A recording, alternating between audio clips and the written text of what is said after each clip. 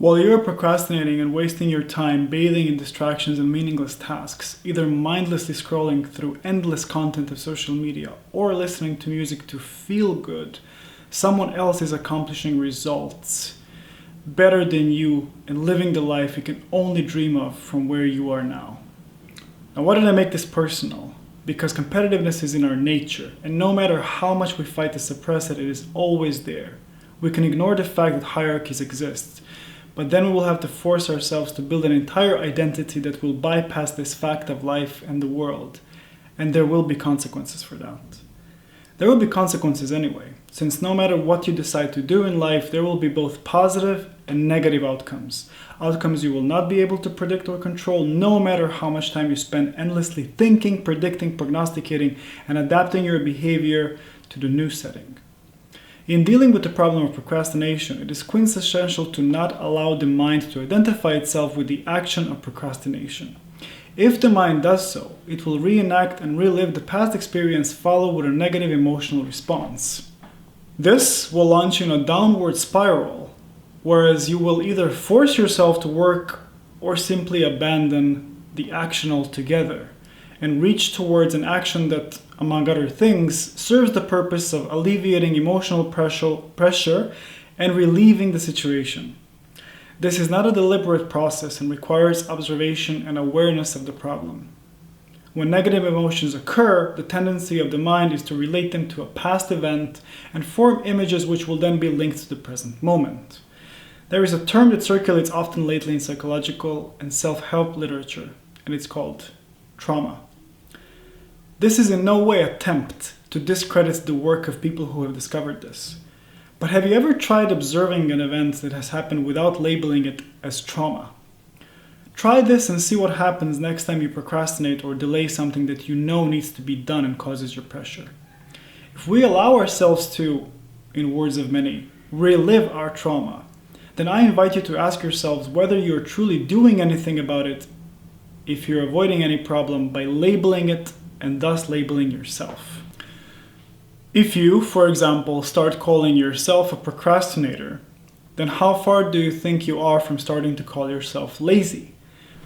And what do you think comes as a consequence of you calling yourself lazy? You will indeed be lazy, and laziness is a low energy state in which you will not be able to fully experience life. According to David Hawkins, it is once when we are in the vibration of anger that we are propelled into action. Note one important thing. There is no way of avoiding normal human emotion. As men, we're often shamed for expressing anger and aggression, despite it being a part of our nature and fueled by the hormones characteristic and unique to our sex.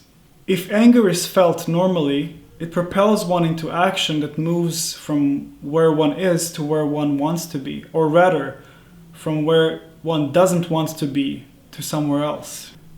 It is important to understand that anger is different than rage, and the distinction between the two must be made in order to understand procrastination and its effect on our health. Anger can be productive and educational and even bring people closer together, having demonstrated genuine vulnerability and a space in which that can be expressed. Rage can be, and normally is, destructive and can lead to one person even attacking the other, throw objects or destroy property, and inspire people to cause emotional, verbal, or mental harm to others.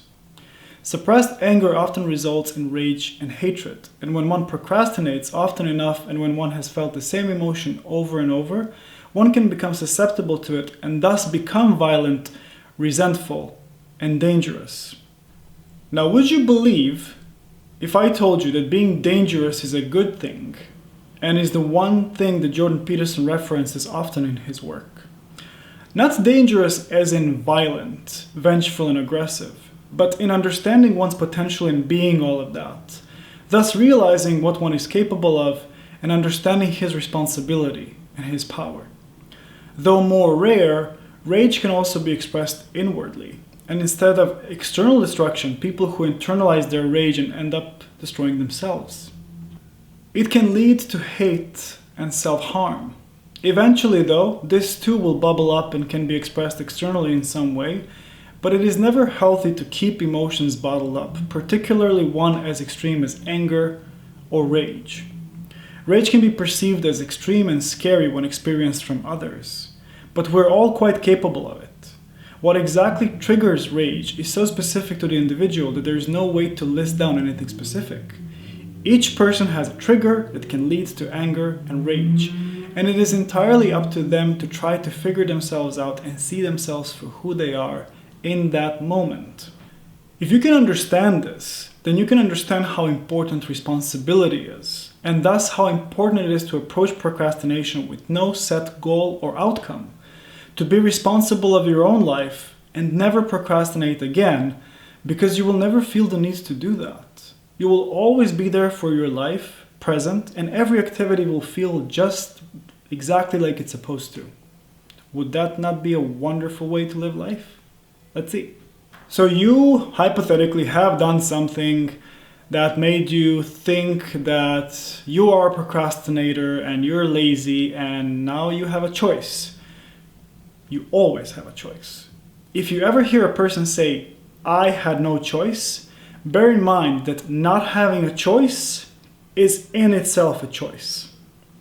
Choice is a matter of perspective and opportunity, and a man who has no responsibility over his own life will always be at the mercy of his environment and at the mercy of someone else, something other than them, external to him, be it a boss, girlfriend, government, parent, or a state.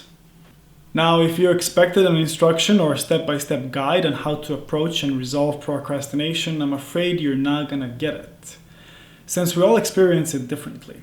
You're conditioned so much to receive instructions from someone else that you might actually read books on how to deal with procrastination. And I will not prevent you from doing that. Just ask yourself this: what will that do? Have you actually learned about yourself in that process, or have you only removed an obstacle towards your goal without ever understanding the totality of your own process? When I say procrastination, I refer to one thing, based on my past experiences, and you mean something entirely different. That is exactly why this is inherently your procrastination and your problem. And I don't mean that in a condescending sense. This is your problem. And once you realize that no one is going to come to help you or rescue you, there is a tremendous sense of responsibility and accountability over one's own life, which might launch you into action without you even having to be stuck with that same feeling and keep reliving it until the day you die. You can change this right now, in your own way, because the time is always now. Genuine success is not measurable. It is felt and experienced, because even when we pursue success, we pursue an experience. And that, ultimately, is how one feels about oneself, his own life, the quality of relationships, and how they affect and impact one's life and mood in every moment of the experience. Then there would be no space for distractions, wouldn't it? There would be the totality of the experience, free from the past or any desires of the future. I do this because I want to and fulfills me, rather than I do this because I must in order to receive or achieve A and B. The must part happens only and predominantly if it is a life or death scenario. But since social media made sure we feel like that most of the time due to numerous media and news constantly fueled into us, we have no time to reflect that feeling, and ironically, we wish to avoid it at the same time. Now please bear in mind that I don't give advice or tips or tricks on how to deal with problems. I always say that it's something that you should learn and be curious about yourself, since that is you learning how to overcome yourself, as Nietzsche would say. To overcome yourself is to become better. To understand your own suffering and problems is to become better. Not some fancy cars or loads of money, although that will come automatically if you truly desire it, trust me. By understanding and overcoming your procrastination through your own means, you will gain incredible insight and unshakable confidence since you solve the problem on your own and without external help, the one you are so used to, be it social media, books, etc. These so-called helping things are endless, and there is virtually no end to your so-called improvement. But something quite different happens when you are the sole power that shapes your life and rides its current, with no instructions other than the ones you give to it.